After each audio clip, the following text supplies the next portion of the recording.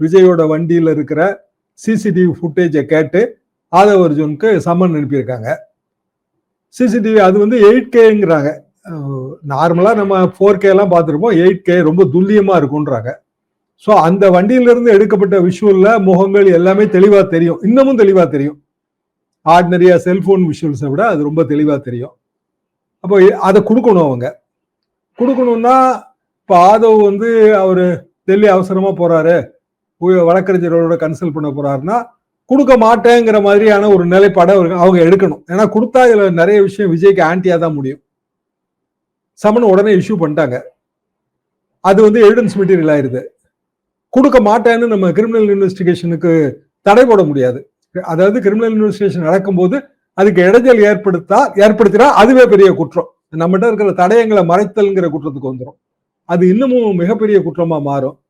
அப்ப ஏதாவது ஒரு வகையில நீதிமன்ற நிவாரணம் தேடி போகும்போது, நீதிமன்றம் எல்லாமே தசரா ஹாலிடேஸ்க்கு பிறகுதான் எந்த நீதிமன்றத்துக்கு போனாலும். எனவே இந்த புதன்கிழமையிலிருந்து 2-3 நாள் விவாதங்கள், வழக்கறிஞரோட விவாதம் அப்படி நம்ம எடுத்துக்கிடலாம். அவர் தனி விமானத்துல போக வேண்டிய அளவுக்கு அவசரமான மேட்டர் இல்லை, பயணியர் விமானத்திலே போயிடலாம். அப்புறம் வழக்கறிஞர் டெல்லியில போய் தான் நேரடியா பார்க்கணும்னு அவசியம் இல்லை, போன்ல பேசிடலாம். இல்ல போன் டேப் ஆகும்னு பயப்படுறாரா, அது நமக்கு தெரியாது. ஆனா கூட போனதுல வந்து என்எஸ்ஜிங்கிற பேர் இருக்கு அந்த பிளைட் மேனிஃபெஸ்டோல. அப்ப என்எஸ்ஜின்னா அவங்க தரப்புல கேட்டா இல்லைங்க அவங்க ஃப்ரெண்ட்ஸ் ரிட்டையர்டு அப்படின்னு சொல்றாங்க. இப்போ ரிட்டையர்ட்னா என்எஸ்ஜிங்கிற அடைமொழி கொடுக்க கூடாது.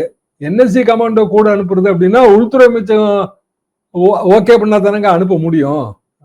இவரு விஜய்க்கு அந்த ஒய் செக்யூரிட்டி கேடர் தான் இருக்கு, ஆதவுக்கு எந்த கேடரும் கிடையாது. அப்போ 2 பேர் கூட போறாங்க அப்படின்னா கண்டிப்பாக உள்துறை வந்து அதுக்கு உள்துறையில இருந்து நேரடி உத்தரவு வராம, இன்னும் சொல்லப்போனா ஹோம் மினிஸ்டர்ல இருந்து நேரடி உத்தரவு வராம என்எஸ்சி போகாது.